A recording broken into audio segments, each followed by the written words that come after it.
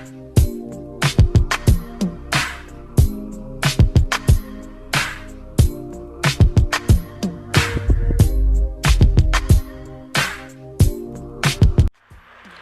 what's up, y'all? This is the Mother's House Podcast, and I am Deshaun.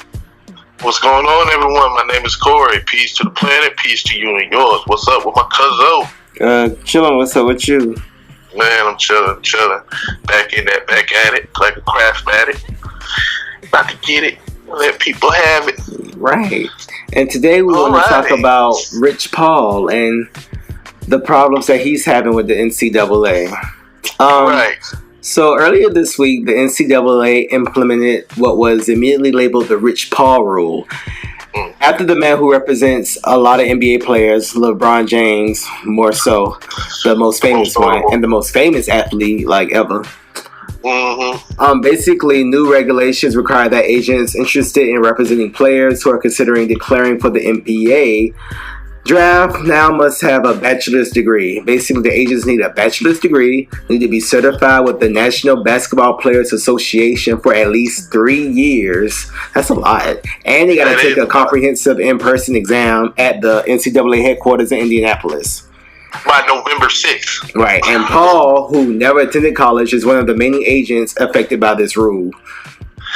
And the thing with the whole Rich Paul clause is, it's not the fact that it's going to hurt Rich Paul. It's going to hurt him, but it ain't going to hurt him that much because he already has, the pull, the clout within the agency. It's going to hurt those coming up behind him. You know what I'm saying? People, other black, mostly black people who are and the students in the NCAA. It's going to hurt them being able to shop around and try to see if they can, be eligible or be ready to go to the NBA. Now they have to do more thorough research on their agent. Because if they don't, they said they will get kicked out of the NCAA. Right, and it's only basketball too. It's only basketball, right. And this is very much like the black codes. You know what I'm saying? It's very much a way for the people for those in power to maintain wealth and financial control over these players. You know what I'm saying? It's like these corporations are trying to buckle down and hold all the lanes. You know what I'm saying? White people do that shit all the damn time. Right, it's them moving the goalposts. Yeah, right. Very much so. And so they can control each side of the coin, so they can be on both sides of the negotiations. They can hire you a lawyer or find you a lawyer. Of course, now they're going to start finding them agents themselves. So they can make sure that no one's going to come in and go against their final word and what they want you to do. Yep. It's all about control. It is, because think of it like this. Like you just said, like the lawyers, it's like a record company has their lawyers, and the lawyer's supposed to be, your lawyer's supposed to be looking out for your best interest, but they work for the company the law firm works for the company that you're affiliated with or you're working for. Therefore, their allegiance is not going to fall on the player or fall on the person. It's going to fall on to the company, because that's who's going to pay them most of the money. You know what I'm saying? Right. Same thing with these agencies. That's what they try to make happen. You know what I'm saying? Because Rich Paul, he's really a type of agent that is really for his players. You know what I'm saying? He want to look out for the best play for his players. He wants to make sure that you understand, basketball, there's a time limit on it. What you going to do after that? How we can get you set up so you be really good when you get out of playing basketball professionally, playing professional basketball with the NBA. What you're going to do if you even don't want to do that. You want to do something else. You want to become an agent. You want to get into the analytics. You know what I'm saying? Like, he actually really delves. It's like he's the type of agent that really cares for his players. And they seen his rise and seeing his all the clients that he got. He got like LeBron James. I think they work with the guy with the brow. I can't remember his name, but he worked with a lot of different players. Anthony Davis, Draymond Green, John Wall, Ben Simmons. Yeah. A lot of great players. games. You know what I'm saying? And that's LeBron, man, that he brought into the game. You know what I'm saying? And the thing about LeBron James, and it also is an attack towards LeBron James and his influence and power within not just basketball, but within the communities. You know what I'm saying? Even with his school, his basketball camp school, where he Kyrie Irving came through that. You know what I'm saying? LeBron James, he's not your typical he's not your typical basketball player. He's not the basketball player that just care solely about winning, getting a championship, making money, and rings. He wants to share that wealth. He wants to share that knowledge and experience with the community. And, he tried to do that. He even reach out and branch out with his friends. That's why he got rid of his old team, got Rich Paul. Once his friend Rich Paul got some knowledge under his belt and some experience under his belt, he brought him in. You know what I'm saying? So they trying to stop people being able to do that. Right. Rich Paul is a threat to the status quo. You know what I'm saying? He's a threat to the dominated white male, board of NBA and really sports in general. I think they see something that if it could get out of control, if a lot of black guys start to get their friend or somebody close to them who actually does have their best interests at heart, that can really turn things around and make things not as good for them financially as well as just being influential. And taking ownership of their own selves. You know what I'm saying? Because that's another thing that these leagues don't want. They don't want you to sign and the crazy thing about the NCAA, there was rules. I don't know if it must have changed because that's why they're doing this one. There used to be rules where a college student can't, or somebody trying to play for the NCAA, if they get caught talking, taking shoe deals or anything, they get kicked out. Mm-hmm. Even though they make so much money for these schools, and they be all white schools, and their basketball teams be black or mostly black. Mostly like 90% black, and they make all this money for these schools. They don't get to take none of that money. They can't, and they don't even be going to class like that. Them boys don't be in school like that. Like, it's a large percentage of them don't even finish school. They don't finish school. They don't take classes like that. They don't really value their education. You know what I'm saying? Or what they do after they graduate. They just want to care about what you're doing on that basketball court right now for this school so we can generate revenue, money, and sell these merch. You know what I'm saying? And it's a scam, man. The NCAA has been maintaining racism for a long time. That's not just NCAA. You also got the same problem with football. A lot of sports. Sports has a long age of racism stemmed behind it. You know what I'm saying? Yeah, most definitely. And the thing is, with Chris Paul and LeBron James teaming up with each other, they shaking that whole status quo, shaking up that whole mentality. Because now these kids thinking, well, I do want to get more money. I do want to have ownership of my own brand. You know what I'm saying? I want to have ownership of who I am and what I do. And I want to help people while I'm doing it. I help my family and help them, put them in position. Now you're telling me I can't even have the one clear option that I can do that for, because you want to implement regulations that's very archaic, just as similar as the black codes they used to implement for the voting registration. Like, get the fuck out of here. It's crazy. Right. It's crazy, but it's not surprising. I'm not surprised that this happened. Mm-hmm. You know what I'm saying? Yeah. I'm not surprised. Once they get all they can get out of a situation, they see us kind of making any type of game, they switch the rules around to make sure they stay in power and stay at the top. Yeah. Do you think that goes? They do that in most companies or most industries? I don't know about most, because I don't know most, but a lot. It's not the first time I've heard of this. Yeah, me neither. Right, they control the game. So when you control the game, you can make up stupid ass rules.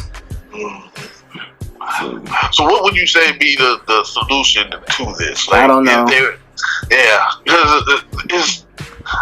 We can say there's loopholes around everything. there's loopholes around it. But is it? Do you think ownership, like black people need to have more ownership? But it's the NBA. How are we going to really have ownership? Right. I feel like stuff like that is a lot easier said than done. Yeah, I do too.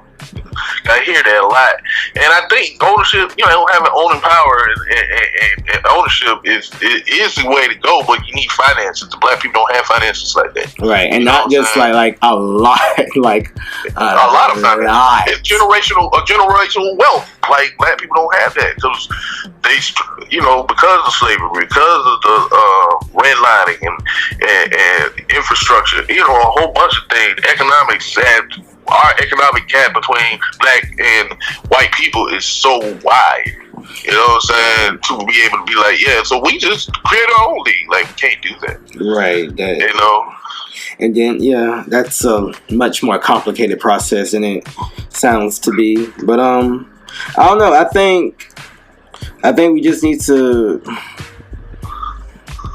definitely get more politically involved, and I think if we got more involved in a lot of different areas besides just entertainment and sports, we would be treated with more respect, or have more influence on what policies they can and we will go for, and what policies we can't go for. Stuff like this could be seen as a racist.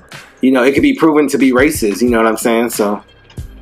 Because it would have an adverse effect on black people. And it actually does, yeah. And a lot of laws have adverse effects on black people. Yeah. I mean, a lot of these laws and policies are. That's why, the work of the ADOS movement is very important. The work of knowing what's going on, what's coming through the pipeline. Because, we can sit here and be like, this is just rich people problem. People who got money and stuff. Like, no, these college students ain't got no money. These students don't have no money coming to them. They ain't promising no money. And it's also about the agents and how they rise and how they get their foot into the door. How different. You think somebody gonna find a loophole? I'll tell you who. Them white people can find the loophole. White people know these loopholes, right? They already know it. They wrote it within the clause and passed it out to them. You know what I'm saying? They ain't gonna make it publicly known, or if they make it publicly known, you have to do a lot of reading just to find the damn loophole. Right. You know what I'm saying? I'm pretty sure Rich Paul will figure out the loopholes. He already. I mean, well, Rich Paul is already. It's not gonna have much of an effect on Rich because he's already kind of established. Right. But it's for there won't be any more Rich Pauls. Yeah. Yeah, right. And that's very unfortunate. But do you see this policy standing? Do you see like students and agents protesting this? I don't know. I am not sure. I feel like, because if you don't know, you don't know. Right, I don't know. So, and I'm not like, I know the article, but I'm not super into sports and the politics of sports like that. So I'm not going to pretend to be. Right. You know what I'm saying? But I know, what I do know is a lot of people don't pay attention to shit like this because they just pay attention to, and that's in entertainment in general, a lot of us don't pay attention to what's happening behind the scenes. Even from something as simple as, I work at a venue, and people don't, to this day, people don't understand what happens even behind the scenes in just the venue. Even behind the scenes in just an indie artist's career. People assume so many little things when it comes to entertainment, and they don't really know or understand the bigger picture because they relate everything to, like, the performance. They relate everything to, like, one example. So if you're not doing as well as this person, then you must not be doing good. Or you're not doing X, Y, and Z or stuff like that. Yeah. Exactly. Right. And they don't understand the nuances that are involved in, from music to politics to sports to, and a lot of entertainment. So yeah, and I'm not going to act like I understand sports like that. So yeah. but it's very unfortunate that this rule has been passed down. But it's not shocking because it happens all the time. They do like you said, they move the goalposts all the time. When they see somebody doing something, well, we can't have that. Let's move the goalposts this way.